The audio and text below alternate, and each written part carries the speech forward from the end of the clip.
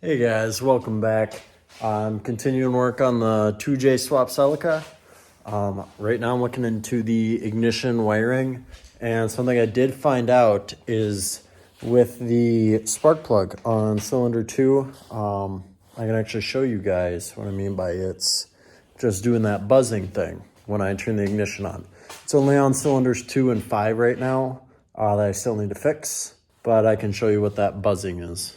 So I got the ignition switch over there to turn on the ECU, but if you watch the spark plug, you can see it just zaps twice, which might be load, might be ECU. I don't know what's signaling it to do it twice, and then it just buzzes and stays that way. So I could look into if it's grounding or load. I doubt it's either, being I just rewired the entire ignition harness for the coil packs, but I'll keep looking into it and see what I find. So I found something as far as what's causing the buzzing. So what I've got here is, this is just a positive lead from connector 5, and this is just the signal lead from cylinder 2 or connector 2. When I turn them on, it buzzes, but if I touch these two, it fixes it. So yeah, I think I'm getting somewhere. It's definitely a signal issue. I'll see if the signal inverter could be the problem, or if it's before or after it in the wiring harness. All right, so I talked to my dad, and he said one trick to try is with the ECU, to test if there's a drop, stick a headlight in the pins, and that will create a load, and you'll see the light behaving weird if there's bad power to the ECU, which we will think could be a potential issue with it instead of the signal wires. But in doing that, I noticed the positive pin on the ECU right here. It never actually makes it all the way in because I think this gauge wire is too thick. This is about 14, and most of these pins at most will squeeze 16. So I think they're meant for 18 gauge wire or something like that. And the other main issue is this is also ran down there, and it's this lighter color red here, and then this other darker red is for the fuel injectors, and I don't know what this other white wire is, but that's also a positive wire, and that all connects together here with this signal, and that's all power from this one relay. So the relay can handle it. I don't know if I'm getting too much voltage drop through here, and mainly between here to the fuel injectors and then the ECU. So just to rule that out, what I'm testing over here is I've got this wire and ECU pin right here. And what I'm gonna do is I'm gonna get this long enough and attach it to a solid positive over there and see if that then keeps the ECU on, and see if it acts any better from there. So I found some leads as to something going on. Don't know what, but something. What I've been messing with is I found I got the ECU disconnected just because it doesn't need to be. It's not providing anything of help. And this is actually the connector to the voltage inverter. And I'm jumping the pins between the positive and then the signal positive, which is actually one of the coil packs, because they're looking for a positive, not the negative that the ECU outputs. So basically, by acting as the ECU and jumping the bridge between this positive and either 1, 2, 3 or 4, 5, 6, I've been listening to them, and they actually make different tones. Like number 5 is deep, 3 is probably the deepest, 6 is kind of high, 4 is probably the highest, 1, I'm more hearing the spark outside, but this is actually 2, connector 2.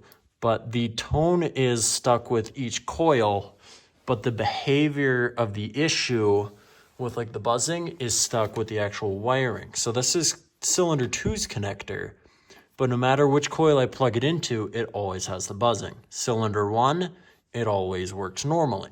So I think I've narrowed down the issue a little bit to that it's at least the harness that's probably causing the issue. I don't think it's the coil packs. It is interesting that they are making different noises though. But I'm gonna keep looking and see what I can find. It might be something actually with that voltage inverter, because taking it out and manually jumping the pins it seems to be working fine. So it might be that that voltage inverter might not be able to handle the amount of load I need it to, or the transistors in it are drawing some of the power, causing it to not work. Not quite sure. I'll keep looking into it. So after a bunch of testing last night, I did figure out, I think this is the issue, the inverter. Because on the harness end, connecting and disconnecting all the coils from the harness, and then disconnecting and reconnecting this and the ECU, I found that even with the coils unplugged, if that is plugged into this module, it causes the ECU to buzz similar to the coils when I have the ECU unplugged. And I think that buzzing has something to do with the fact that some of the cylinders are working and some aren't. One possibility is the voltage drop, where you got 12 volts coming in, you've got a 5 volt signal, and the transistor might only let out like a 4.8 volt signal. I was gonna do some more research as to how these little, these I think are PNP transistors, figure out what's going on with them and see if that could be the issue. I was also gonna see if I still have the old 3-channel dumb igniter and see if I could disassemble that to see how that works, to see if that would be the solution. Because that's the other possibility, is I just need 2 of those, and the one I have I kind of mangled, and I'd like to get connectors for them. So either I just need different transistors or need to figure this out, or I've got another module that I'll disassemble and figure out how that works to replace them. Until then, it might work on other stuff, but I really feel it's getting close. I really feel like I've narrowed it down to a single thing as the issue. I just don't know how this is the issue.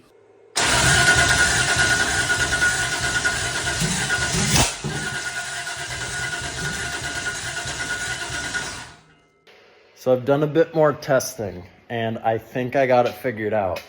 This has been way too much work, but I think I got it figured out. I don't know if I mentioned before, but people told me on Facebook that I can just wire it directly to the ECU, and when I did that, I found out it kind of sparked, but the RPM wasn't consistent. Now, though, I messed with the pin arrangements in the ECU plug and with this wire, because I originally thought it was the cam position sensor. When I figured that out, that it was a sensor was the issue. But I think it was the crank position sensor. Both sensors are good, both wires are good, but the issue is I just now flopped, switched the polarity on the crank position sensor. And now when I crank it over, I have a consistent readout. That's so exciting. It's no longer just in, out on if it's getting some sort of crank. It is now consistently yep, this is how fast the engine's turning. So I think I might have just fixed the spark issue. I'm so mad it took so long. But that pisses me off. The whole issue the entire time, the past fucking year, was the crank position sensor was wired backwards. I'm gonna just hit fuel and then try starting. Probably with some gas. I want to see if it starts off of the injectors. I'll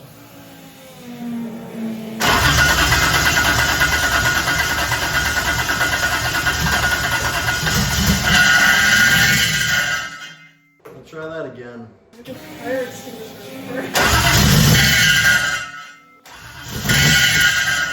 It wants to run. The starter's sticking though. Take 25, but today it's just take 2. You just testing the starter first and then test fuel, or you're just going all for it? I'm gonna test the starter first.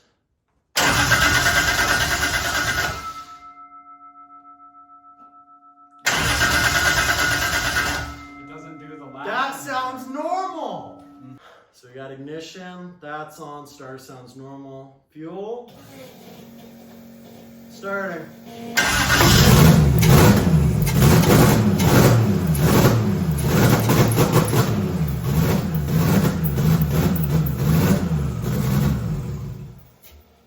It doesn't idle, but it runs!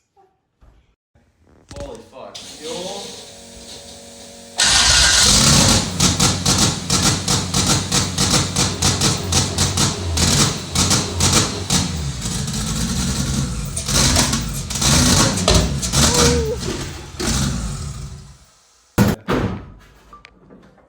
Oh, buddy, oh boy. This is fucking incredible. Ready?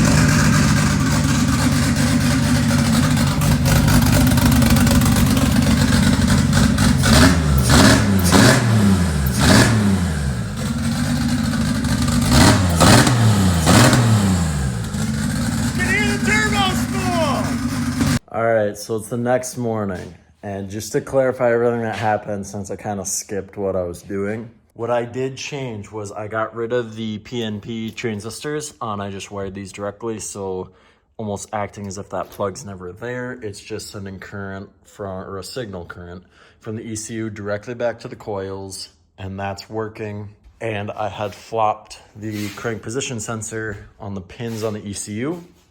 I flopped them around so that the polarity was correct, which caused the RPMs to read consistently, which then caused it to spark consistently. So I threw everything back together. And then that night, I put more gas in the tank, had my buddy over who wanted to be here when I first started too. And yeah, we were able to get it to crank over, which was the first few clips. And we found that grinding was the starter. With the adapter plate, there's a spacer, a little spacer about like yay thick. What that does is it moves the ring gear out that little distance so that the starter can stick out and engage with it, and then when it's done, it retracts back all the way out of the way. I had put that on the wrong side, so I will need to fix that when I take this all back out again. What we did instead was we put some washers on the bolts holding the starter to the block, and that was able to back off the starter enough that it fixed that issue. Because what we found was when we tried starting it, I was trying to like ignore that, we'll fix that later, try and get the engine running. I found that that was actually locking the engine. The starter doesn't spin backwards, so it was just jamming up the engine, trying to spin backwards from not being able to move out of the way of the ring gear. So spacing it out, that fixed that. It was able to start. That was the starter testing. So then we retried it with fuel, and that's when it first started. There was a whole bunch of smoke, and it was black and that because it was running stupid rich. The pressure regulator was actually set to like 75 on accident. I had originally set it to 60, and then the laptop thought it was reading 43.5. So I tuned the regulator down to 43.5 and started again, and it sounded great, still like iffy. And I also adjusted the idle screw on the throttle so that it would actually idle. And that's kind of where it's at now. Got a lot more to do. Still got to fix the oil leak, run cooling lines, alternator wiring, lights wiring for the exterior, drive shaft, a whole lot still to do. But the engine runs. So I am super stoked about it. I hope you guys are too. I'm going to try and keep getting this done so that hopefully next summer I can drive this around. That's going to be so cool. So I hope you guys enjoyed the video, or at least excited that it finally ran. I know this is like a one-of-a-kind build. There's only been like 5 that I've been able to find, including this one. There's like no instructions. It's all just custom work, and it's so much fun. But I hope you guys enjoyed the video, and I will see you in the next one. Bye.